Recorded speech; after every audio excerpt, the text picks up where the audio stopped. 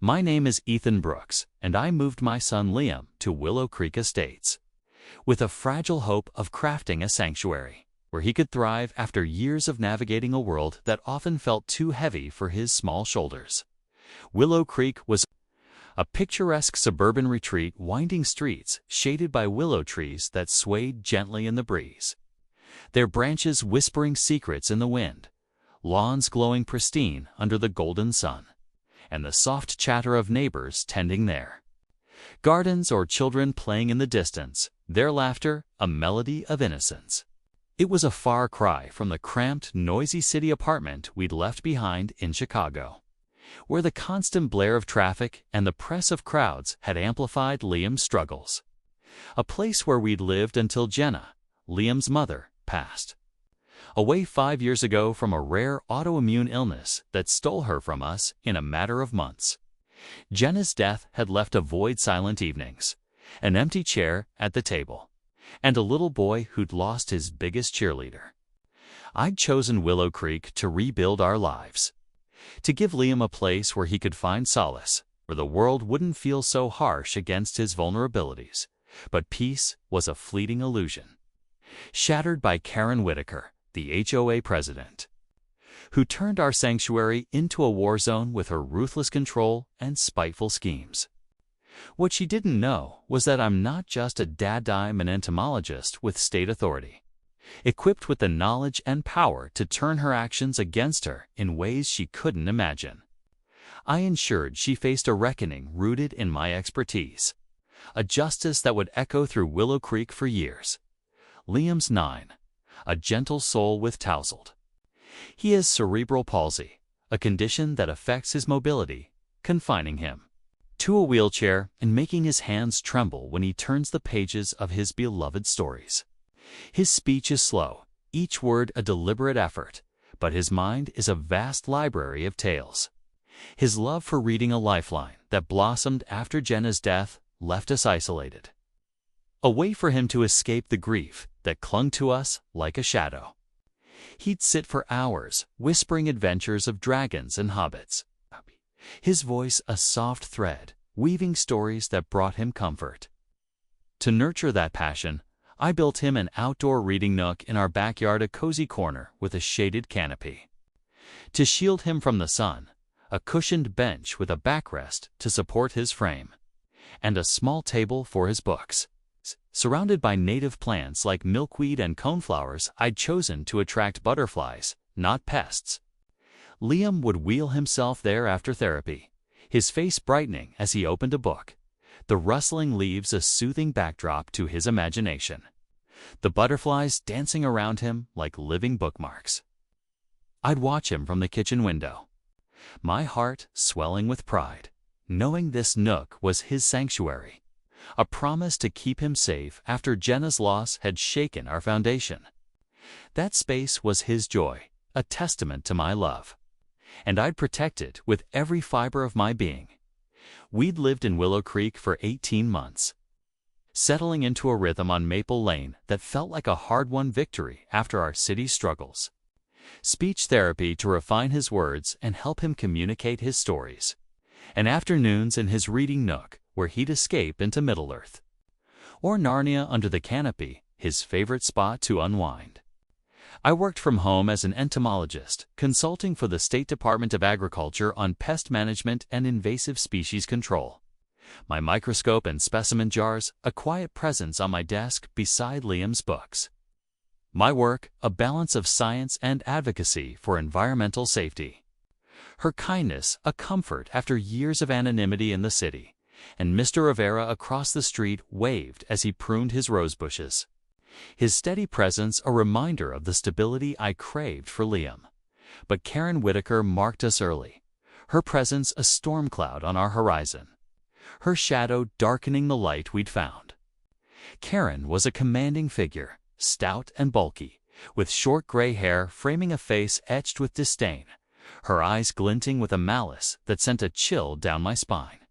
Her voice boomed like a judge's gavel, authoritative and unyielding. And she wielded her HOA clipboard like a weapon, enforcing rules with a zeal that crushed any dissent in its path.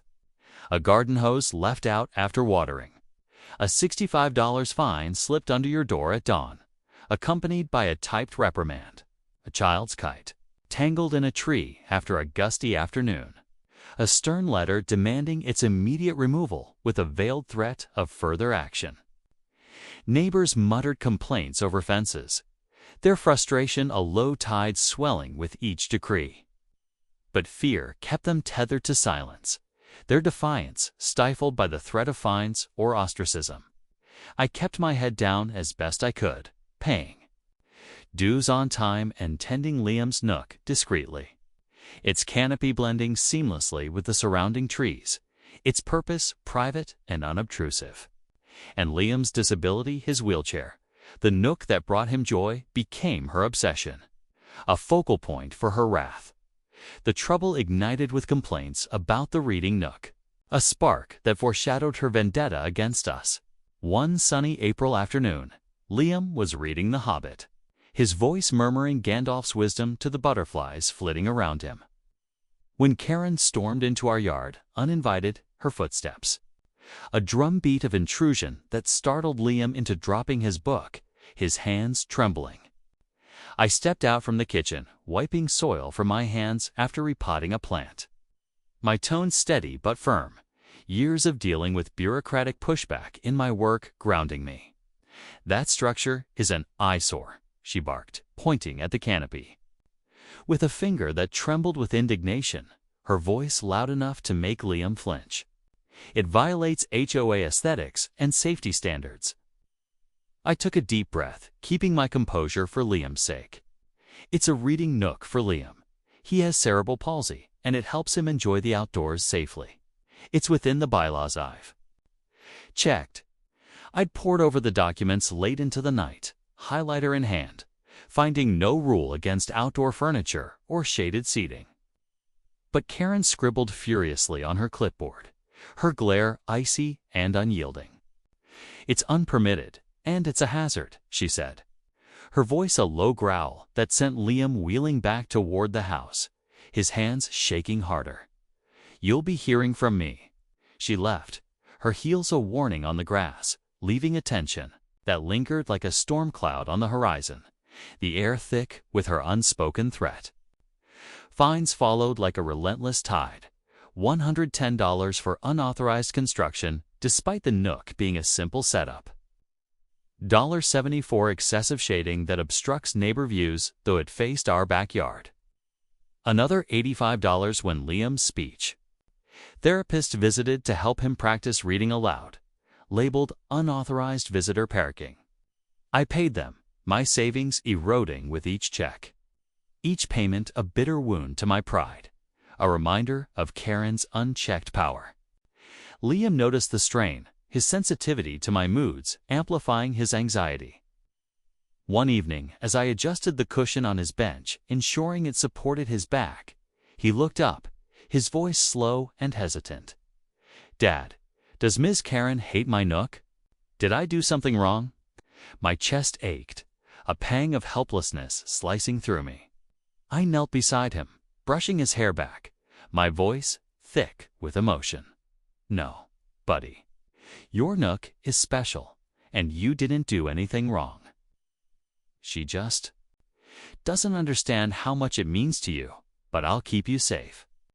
But inside, my anger smoldered, a slow fire stoked by every tremor in his hands, every question that reflected his fear. Willow Creek bore the full brunt of Karen's iron rule, its charm eroding under her tyrannical grip, the warmth of the community cooling under her decrees.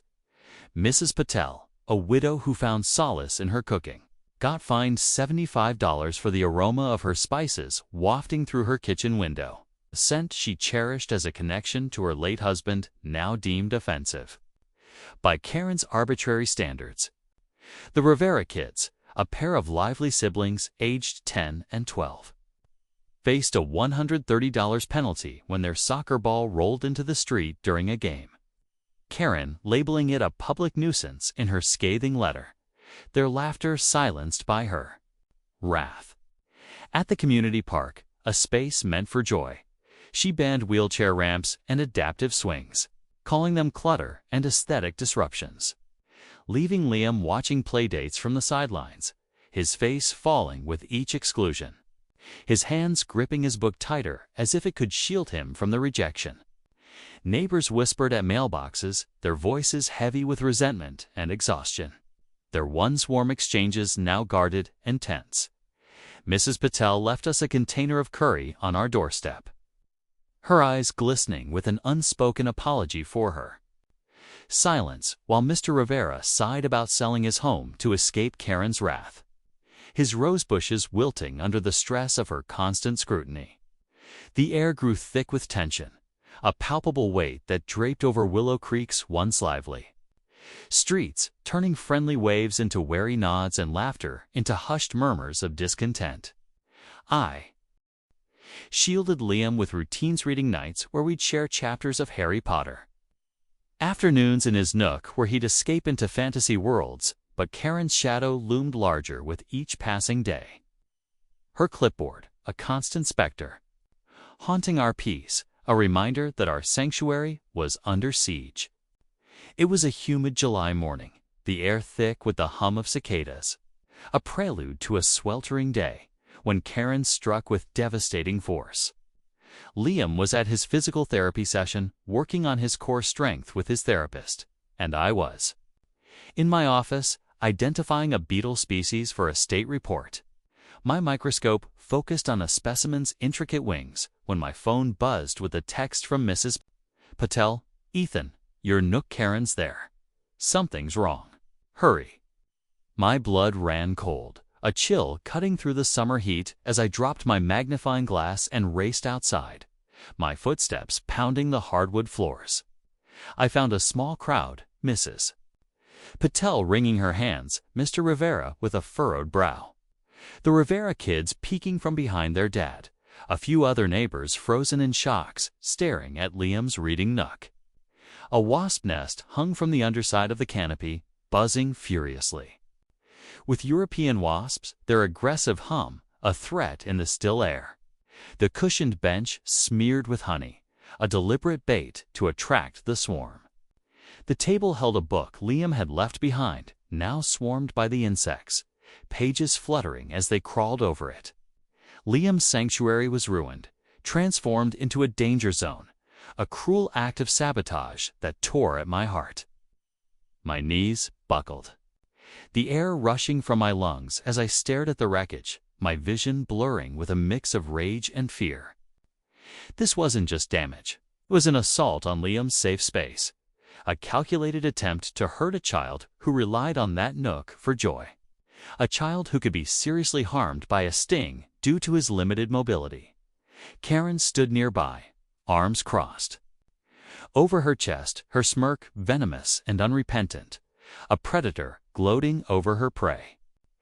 "That thing was attracting pests," she said, her voice loud enough for the crowd to hear, dripping with false righteousness, her words a dagger to my heart. I handled it for the good of the neighborhood, maintaining safety standards.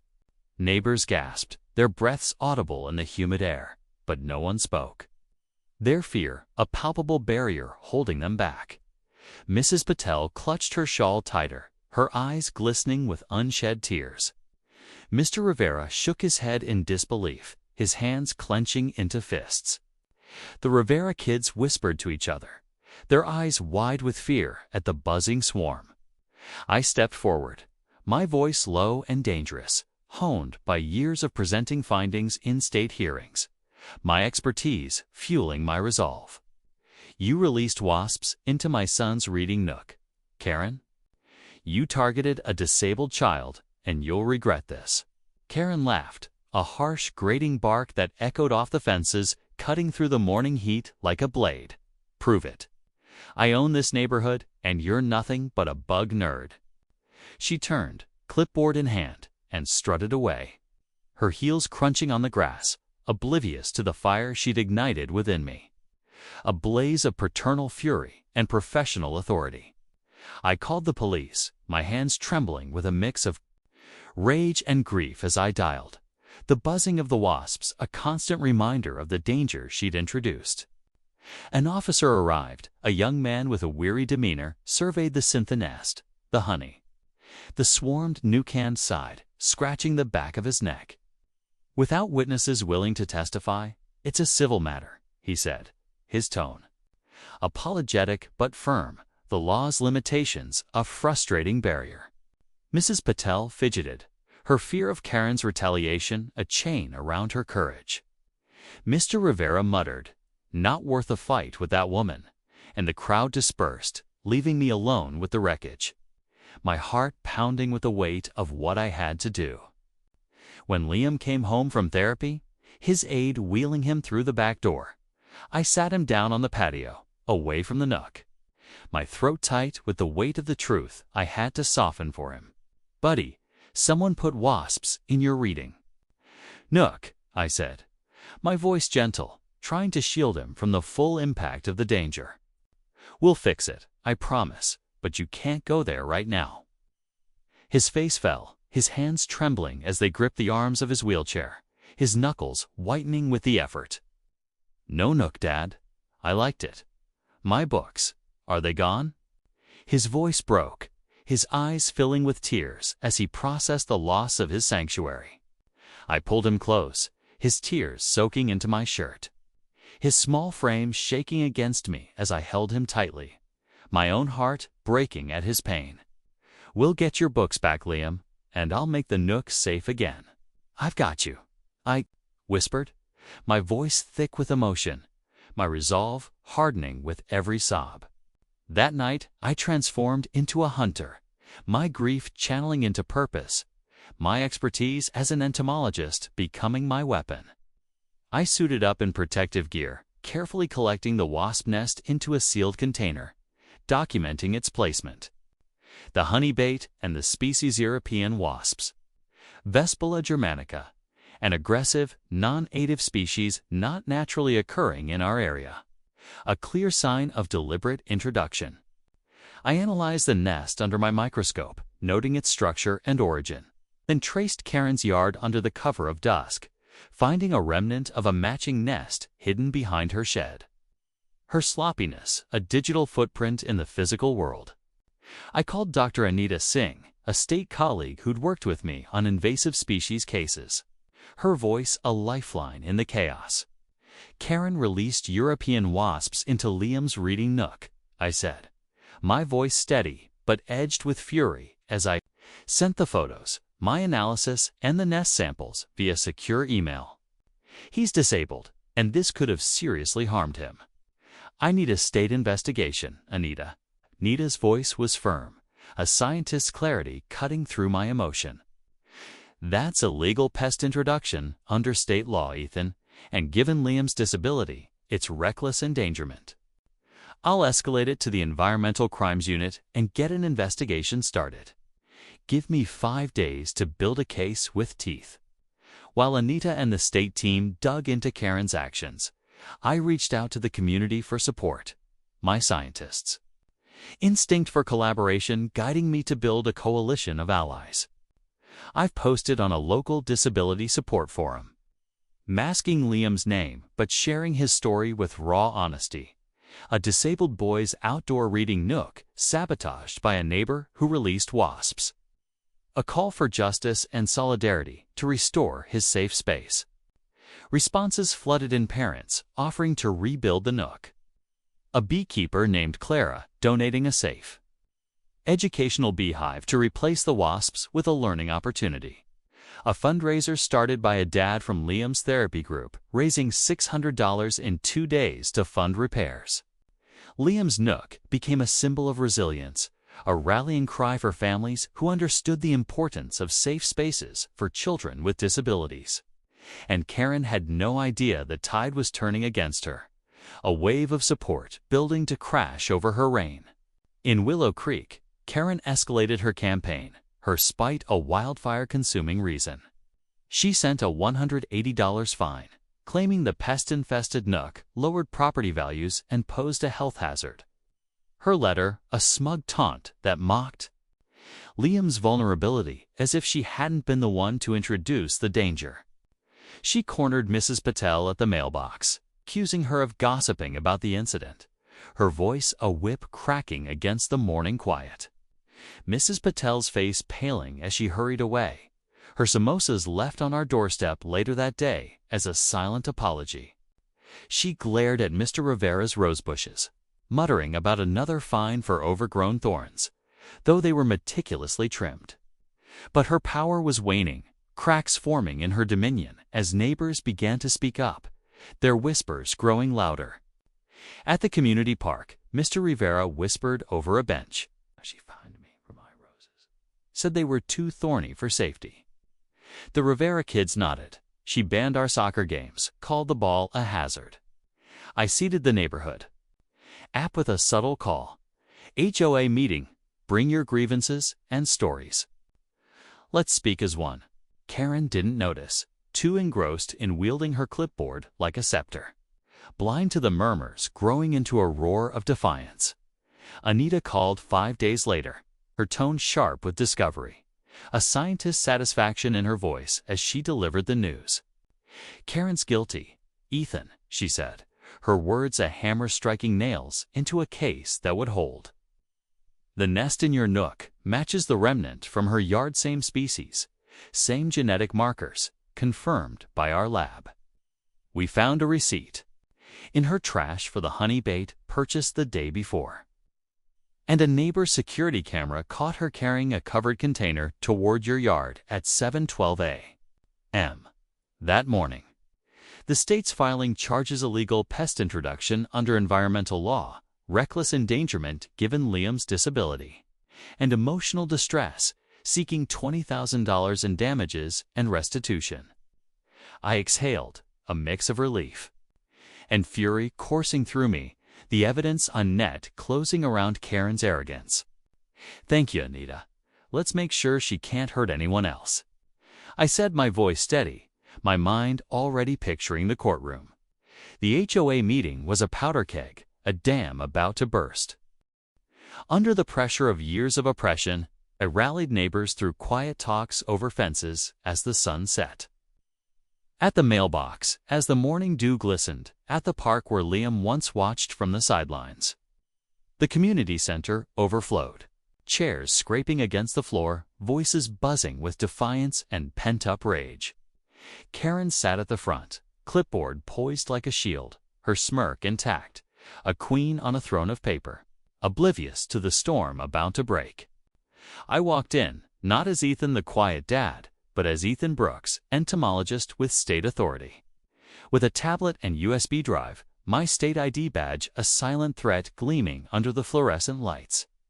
Whispers trailed mere recognition from those who'd seen my name in environmental reports, heard my testimony on invasive species at state hearings as I took the stage, plugging in my evidence with a steady hand. My heart pounding with purpose.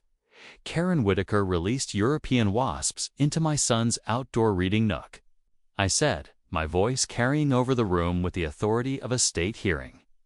Projecting photos, the nest hanging from the canopy, the honey-smeared bench, the swarmed book. Liam's sanctuary turned into a danger zone. Gasps rippled through the crowd, a wave of shock and anger swelling. Liam has cerebral palsy. His nook is his safe space, his joy, a place to read and escape. Karen introduced an aggressive, non-native species to hurt him, knowing he can't flee a swarm.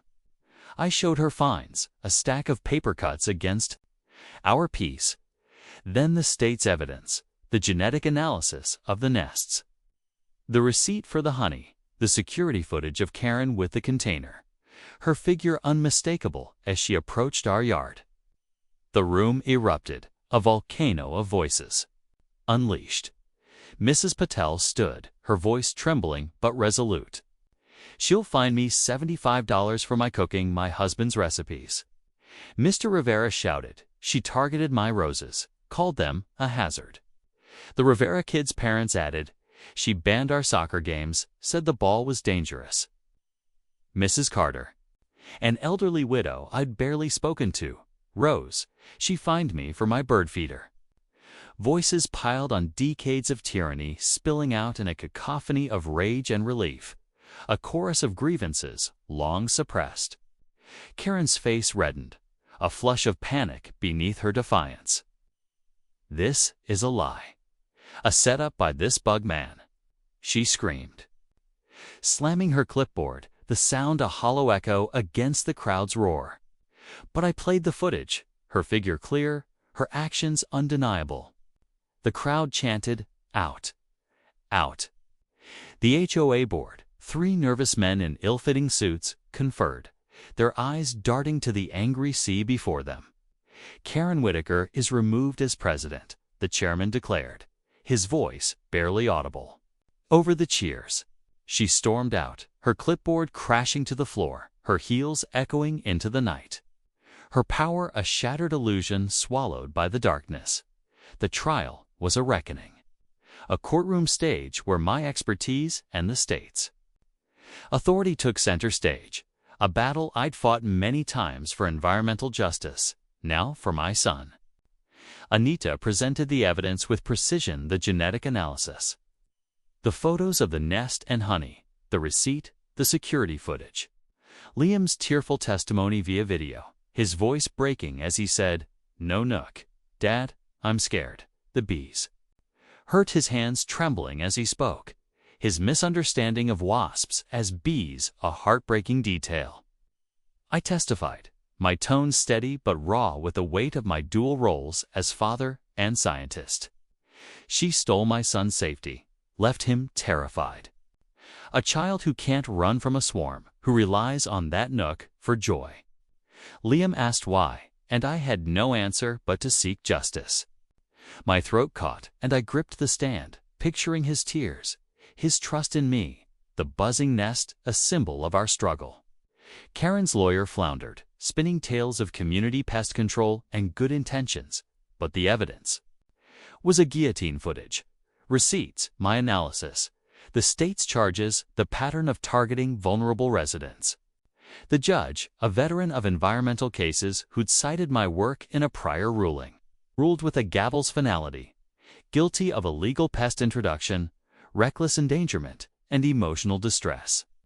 Karen got 9 months probation, a $22,000 fine, $9,000 to rebuild the Nook, $11,000 for Liam's distress, $2,000 punitive, Dan, a permanent ban from HOA rolls. Her name struck from the rolls with a court order. Her reputation crumbled, her house soon adorned with a for sale sign. A silent witness to her fall, her name a cautionary tale whispered in Willow Creek's shadows.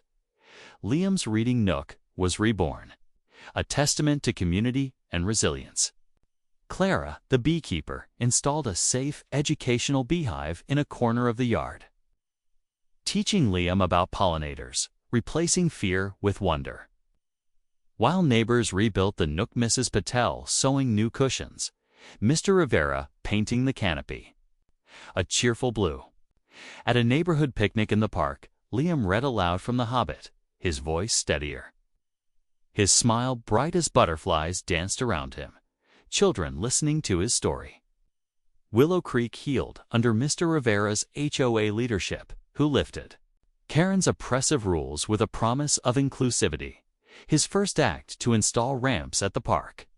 Neighbors waved, brought gifts, Mrs. Patel's curry in a tin, Rivera's roses in a vase.